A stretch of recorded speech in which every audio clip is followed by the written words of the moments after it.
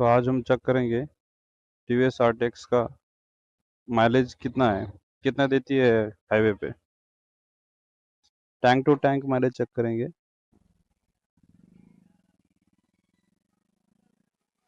Full मार ಇಲ್ಲಿದೆ ಐತಲ್ ಮೇಲೆ ಇಲ್ಲಿವರೆಗೂ ಫುಲ್ ಮಾಡು. ಈ ರಿಂಗ್ ಬಂದೈತಲ್ ಮೇಲೆ. ಹ್ಞೂ ಸಾಕು.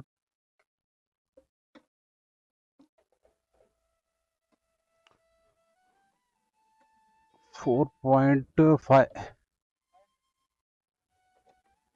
तो अभी मैंने टैंक फुल कर दिया है। आज का माइलेज टेस्ट होगा हाईवे पे, कि देखेंगे कि हाईवे पे कितना माइलेज देती है। और अभी हम ये ट्रिप डिटेल्स, जो डे ट्रिप होता है, उसे भी रीसेट कर देते हैं। ये देखिए, डे ट्रिप मीटर 0 और ओडो है 1999.3।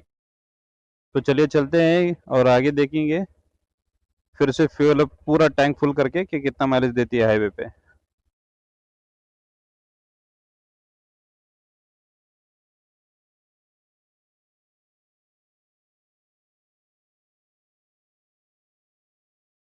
ये शायद मेरा पहला मोटो ब्लॉग है जो मैं लॉन्ग ट्रैवल कर रहा हूँ अपनी बाइक पे।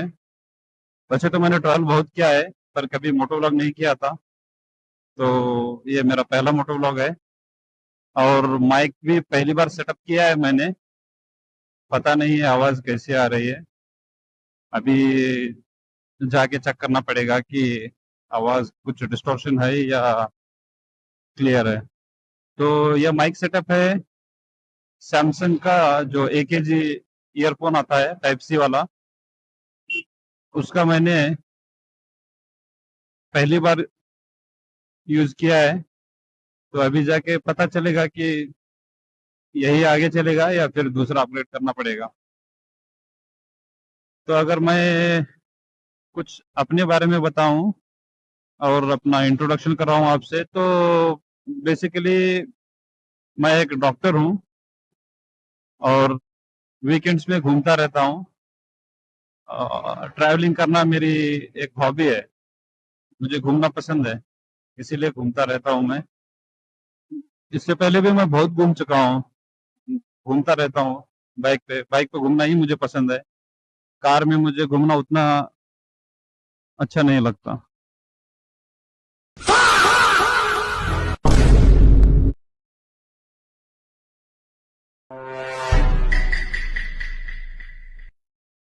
पहले भी मैं बहुत घूम चुका हूँ लेकिन कभी यूट्यूब पे अपलोड नहीं किया था। तो अभी बहुत दिनों के बाद भी मुझे ऐसा लगा कि चलो अब यूट्यूब पे भी घूमते घूमते वही जो वीडियो कैप्चर करके यूट्यूब पे भी अपलोड कर देता हूँ। अगर आपको मेरा कंटेंट अच्छा लगे तो प्लीज सब्सक्राइब कर देना और इस वीडियो को लाइक कर देना। और मैं कर्नाटक से हूँ, कर्नाटक, नॉर्थ कर्नाटका। तो आज मैं एक इवेंट अटेंड करने के लिए जा रहा हूँ, तो सोचा कि ऐसे बाइक का माइलेज टेस्ट हो जाए, तो आपको भी पता चल जाएगा कि ये जो टीवीएस अपाचे आरटीएक्स का रियल वर्ल्ड माइलेज कितना है। आज का जो ये माइलेज टेस्ट होने वाला है, ये 75% हाईवे पे होगा और जो 25% जो नॉर्मल रोड चलते हैं गांव के, उसमें होगा। तो चलिए देखते हैं कितना माइलेज देती है। ये जो ब्रिज आप देख रहे हैं रेलवे ब्रिज है, नीचे से ये सब पानी भर जाता है इधर। छोटी अगर भी बारिश हो जाए ना तो ये पूरा बंद हो जाता है ये।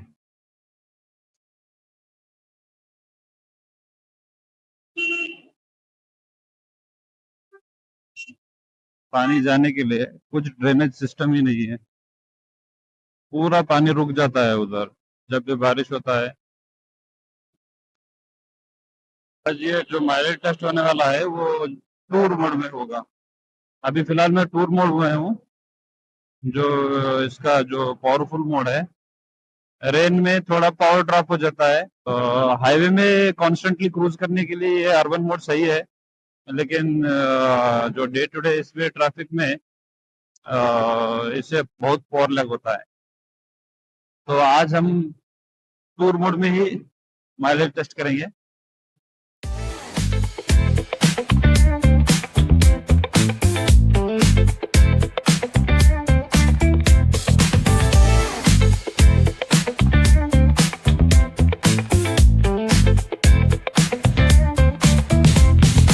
Rolling down the strip with the top peeled back. Sunshine beaming, yeah, the west where it's at. Palm trees swaying, cool breeze in the mix. Sidewalk popping, got my sneakers. तो यहाँ से हमारा रास्ता थोड़ा डाइवर्ट होता है, left side जाने का है। 15 to 20 किलोमीटर सिंगल रोड है इधर से। तो चलिए चलते हैं।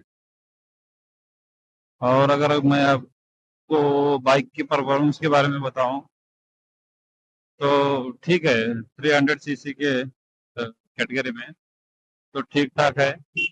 लेकिन जो केटीएम की एडवेंचर 390 है और जो हिमालयन 450 उसके साथ कंपेयर नहीं कर सकते, उनका पावर इससे ज़्यादा है। ट्रैवल कर सकते हैं आप इससे, टूरिंग कर सकते हैं, लॉन्ग राइड्स कर सकते हैं कंफर्टेबली, वो भी। और रही बात वाइब्रेशंस की, है थोड़ा बहुत 80 के अबो वाइब्रेशंस फील होते हैं, 80 के अंदर ज़्यादा फील नहीं होते।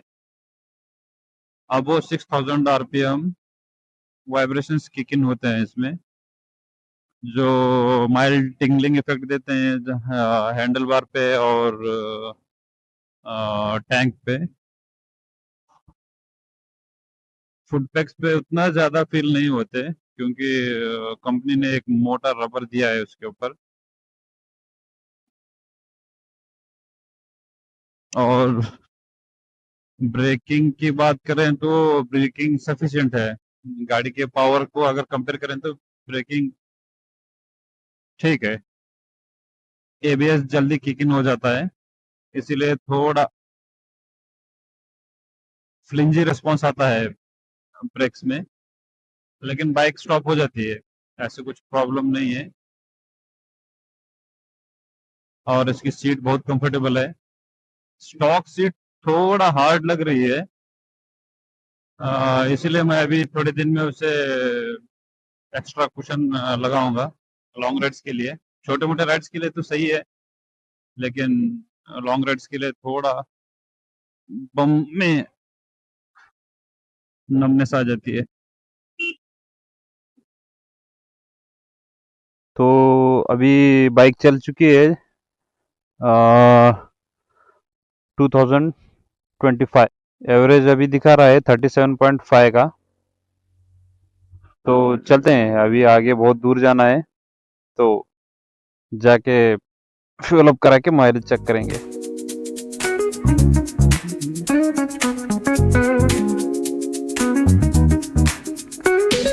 Rolling down the boulevard, sun hitting my shades. Riding low and slow. अभी जो आप सामने जो ब्रिज देख रहे हैं ना, तो इधर लिख के डाला है कि ये जो ब्रिज है इसका एज हो चुका है, ब्रिटिशर के ज़माने का ये ब्रिज है ये। तो गवर्नमेंट ने तो बोल के अपना पल्ला झाड़ लिया है, पर गांव वालों को दूसरा रास्ता नहीं है इसके अलावा हाईवे को पहुंचने के लिए, तो लोग ऐसे ही यूज़ कर रहे हैं, पता नहीं कब कुछ हो जाए। तो अभी जो हमारा अप्रोक्सीमेटली 40 किलोमीटर का जो स्ट्रेच था सिंगल रोड का, वो खत्म हो गया है। अभी इसके बाद नेशनल हाईवे स्टार्ट हो गया है। तो चलिए चलते हैं, देखेंगे कि आरटीएक्स हाईवे पे कैसे परफॉर्म करती है। तो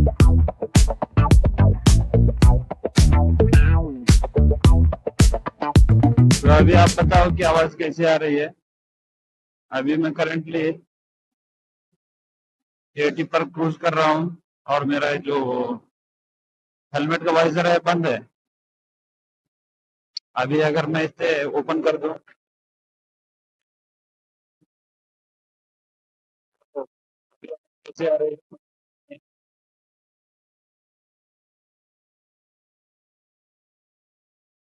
वाइजर बंद कर दिया है तो क्या डिफरेंस है देखेंगे साउंड के अंदर डिस्टॉर्शन है या नहीं। और रही बात बाइक की तो बाइक के बारे में भी थोड़ा डिस्कस कर लेते हैं। ये जो बाइक है अपने प्राइस को जस्टिफाई करती है।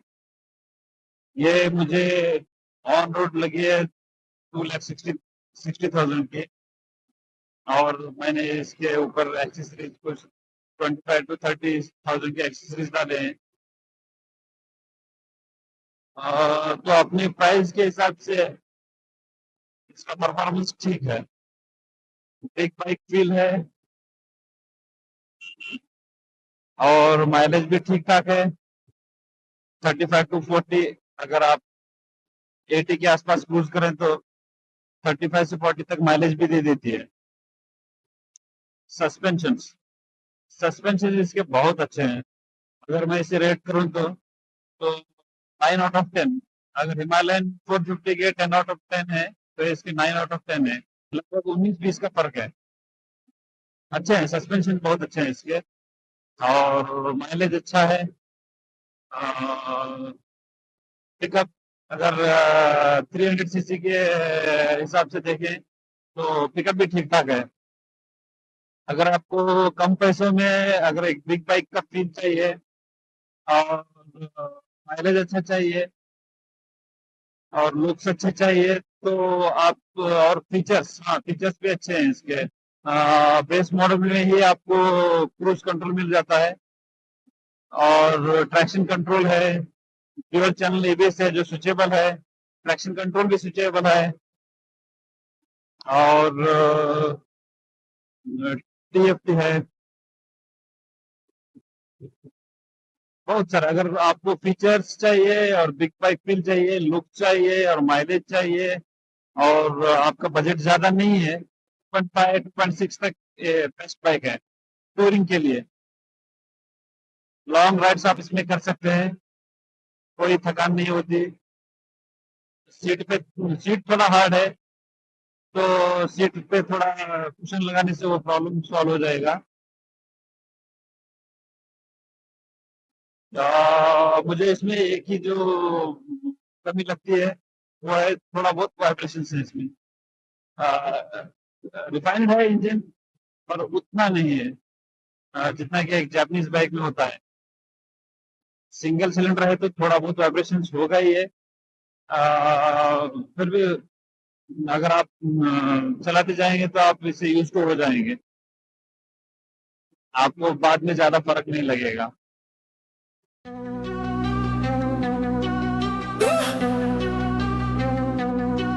Yeah, yeah, yeah. Stacks taller. फिर बारिश शुरू हो गई इधर, ज्यादा नहीं है फिर भी माइक लगाने के बाद ये एक्शन कैमरा वाटरप्रूफ नहीं रहता है इसीलिए मैं रिस्क लेना नहीं चाहता। इसे निकाल के रख देता हूँ अभी। तो डायरेक्ट जाने के बाद आपको पेट्रोल पंप पे मिलेंगे। पिछली बार इसी जगह पे एक एक्सीडेंट हुआ था।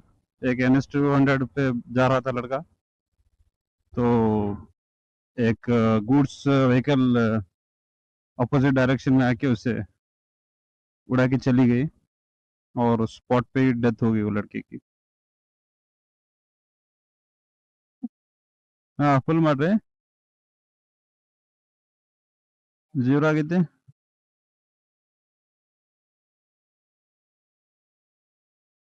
जैसे कि आप देख सकते हैं 36 आया है।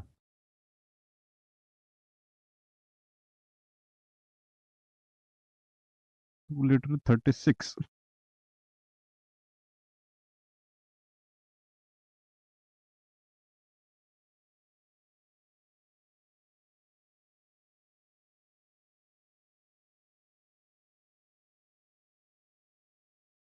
तो जैसे कि आप देख सकते हैं अभी बाइक चली है 2084। और जब हमने बाइक राइड स्टार्ट की थी तो 2084 माइनस द 1999 था, तो अप्रोक्सीमेट 85 किलोमीटर बाइक चली है और फ्यूल कंज्यूम हुआ है 2.36 लीटर। तो जैसे कि आप देख सकते हैं कि माइलेज दिखा रहा है 36 और इधर एवरेज फ्यूल इकोनॉमी दिखा रही है 35। तो ऑलमोस्ट सेम है, जितना मीटर पे बता रहा है उतना ही माइलेज है। तो ये माइलेज है हाईवे का, 75% हाईवे का और 25% जो गांव के रोड, सिंगल रोड्स रहते हैं ना, उसमें का। तो मैंने 80 90 ऐसे क्रूज किया है। ज़्यादा स्लो भी नहीं चलाया, ज़्यादा फास्ट भी नहीं चलाया, 100 मैंने क्रॉस नहीं किया है। अगर अर्बन मोड में होता तो अब वो 80 40 के आसपास माइलेज दे देती थी। जो इसका टूर मोड है, जो जो इसका पावरफुल मोड है, तो इसने मुझे 36 का माइलेज दिया है। नॉट बैड, एक 300 सीसी की बाइक के हिसाब से अगर आप 80 90 क्रूज कर रहे हैं तो 36 एक माइलेज, डिसेंट माइलेज है, अच्छा है।